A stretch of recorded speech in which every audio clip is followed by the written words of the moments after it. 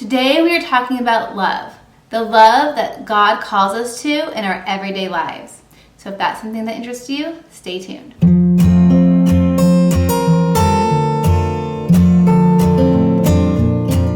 Hey guys, Laura here from What Laura Likes. So feel a little odd because I cannot find my miraculous medal. It is in a clump somewhere. I took it off somewhere. No idea where it is. This is why I shouldn't take it off, but I don't sleep in it. It gets a little heavy. It's really kind of odd. But anyway, enough of that. Today we are talking about love, and what inspired this video is this book right here, A Story of a Soul. So if you've read this, you know where I'm going with this probably, but St Therese in Manuscript C during the years 1896 to 1897 said some pretty profound things about love, and I wanted to share them with you because they're quite convicting and enlightening, but they're good. So she starts off by talking about Jesus' 2 commandments, right? Now he broke down the 10 commandments and he put them into 2. Love God and love your neighbor. Now, in the Old Testament, God said, love your neighbor as yourself. And she explains how he said that because Jesus had not yet come, and so this was the most love that anybody could really comprehend, was the love of their self, because most people love themselves the most, unfortunately. But not always, of course, but that was something that the Israelites could grasp. Like, okay, I need to love my neighbor at least as much as myself, right? Well, then comes Jesus, and he shows us what true love is, and it goes beyond how much we love ourselves. So I want to read you some of St. Therese's book and just a couple paragraphs because it's so good. So this is her saying, he said to them with inexpressible tenderness, a new commandment I give you, that you love one another, that as I have loved you, you also love one another. By this will all men know that you are my disciples, if you have love for one another.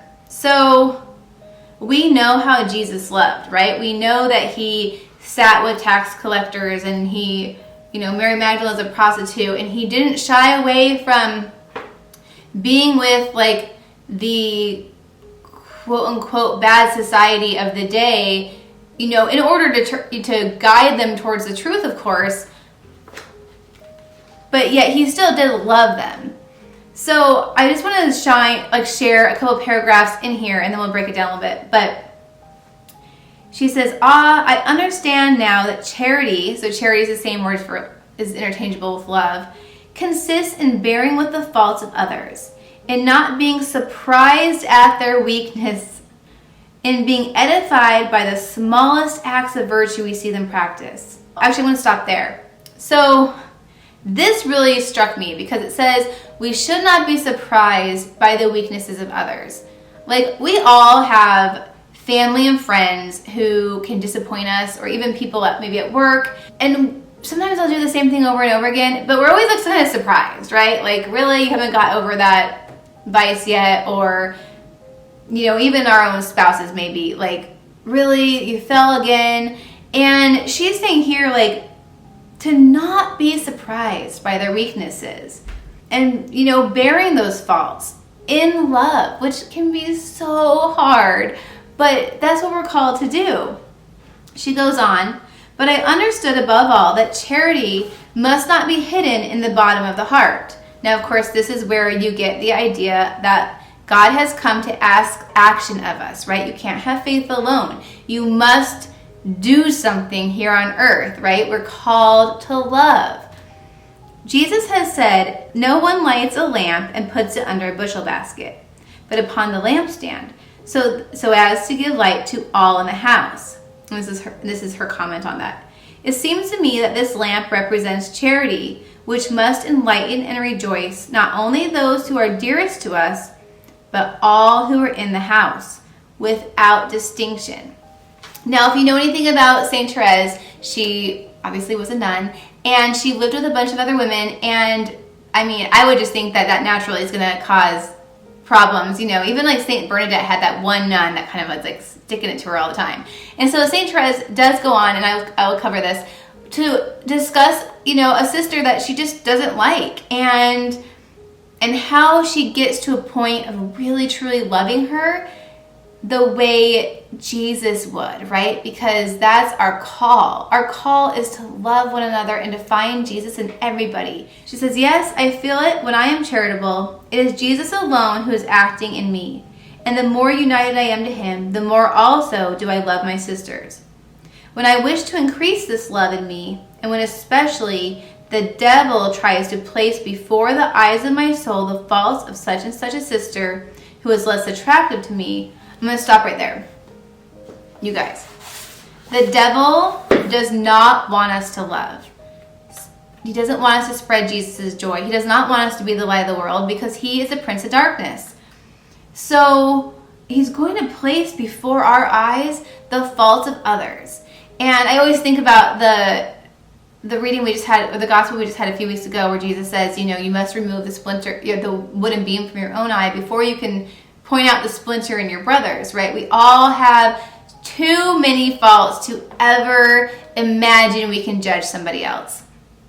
Even though it is so easy to judge somebody else, to say, oh, I wouldn't do that, or oh, that person should do that. And gosh, ladies or men, if you're married, tell me how easy it is to judge your spouse, because at least for me, at least in my head, and Ryan already knows this isn't a surprise, but it's so easy to point out, well, why aren't you doing X, Y, or Z? Why are you doing this other thing? And judging him. And so, that's the devil placing those faults in our eyes. And I love her response to that. So let's listen to her response. She says, I hasten to search out her virtues, her good intentions. I tell myself that even if I did see her fall once, she could easily have won a great number of victories, which she is hiding through humility. And that even what appears to me as a fault can very easily be an act of virtue because of her intention. I have no trouble in convincing myself of this truth because of the little experience I had, which showed me we must never judge. And today's reading, if you guys read the reading for today, which I don't have my book here, but actually I do have the gospel here. Let me tell you what the reading is today, because it talks about not judging, which is definitely a form of loving as Jesus loved. We don't ever want to judge someone's heart.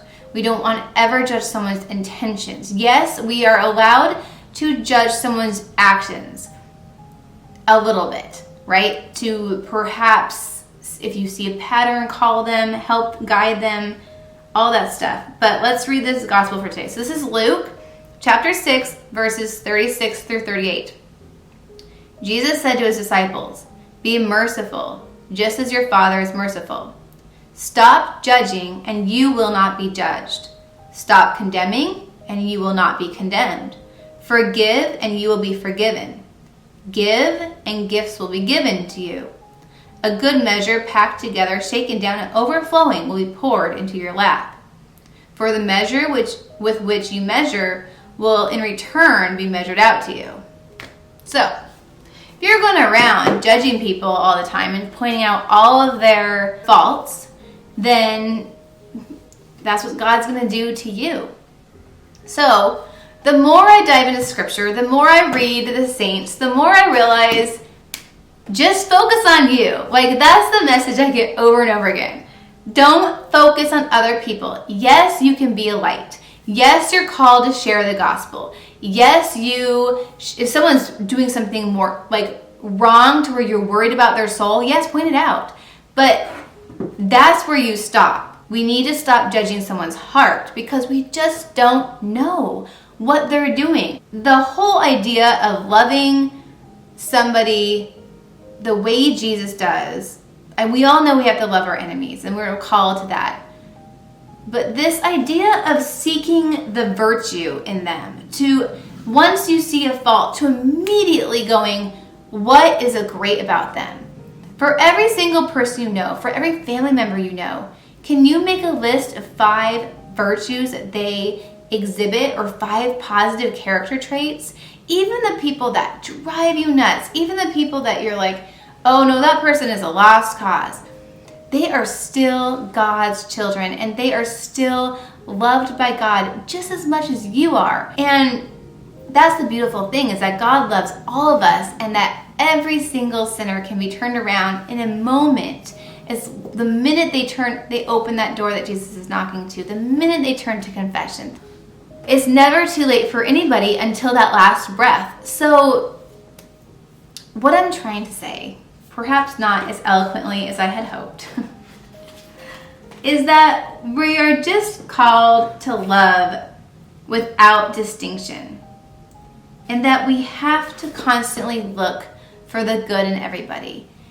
And I hope this was a helpful message. I'm not sure how helpful this was, but I think St. Therese's humility and her messages about love are really profound. Let me know in the comments if anything in here resonated with you. Okay, this is a good one. I'm going to end this with this. There is in the community a sister who has the faculty of displeasing me in everything. In her ways, her words, her character, everything seems very disagreeable to me. And still, she is a holy religious who must be very pleasing to God. Not wishing to give in to the natural antipathy I was experiencing, I told myself that charity must not consist in feelings, but in works. Then I set myself to doing for this sister what I would do for the person I loved the most. Each time I met her, I prayed to God for her, offering him all her virtues and merits. I felt this was pleasing to Jesus, for there is no artist who doesn't love to receive praise for his works. And Jesus, the artist of souls, is happy when we don't stop at the exterior, but penetrating into the interior sanctuary where he chooses to dwell, we admire its beauty. If there is a difficult person in your life and you struggle to love them, like it's easy to love people who love us, like Jesus even says, right? It's easy to love those who love us. Even sinners do that. But we have to go beyond that and love our enemies. And we have to look at the inner core for where Jesus lives. And because every soul that exists, God willed it to be. It's hard, but because it's Lent and because mortification is really important right now, give yourself those little moments of mortification, either by forcing yourself to encounter the difficult person, for perhaps doing something kind for that person that maybe you're not going to get the reception that you want. Do it anyway, and just see how you feel. See if you grow, like St. Therese says, you grow in love. You grow in that virtue of charity. So, comment down below. Please subscribe if you haven't already. I would love for you to join our community here. Like this video if you like videos like this, and I can definitely do more. And make sure you check out the playlist. I have lots of videos on Catholicism. I have quite a few videos if you are Protestant or considering the Catholic Church or even new to the Catholic Church that maybe would help with some of the basics. And I have homeschool videos. I have some lifestyle videos. I have a bunch of stuff on this channel. So there should be something for you. So make sure that you subscribe, and I will see you in the next video. God bless. Bye.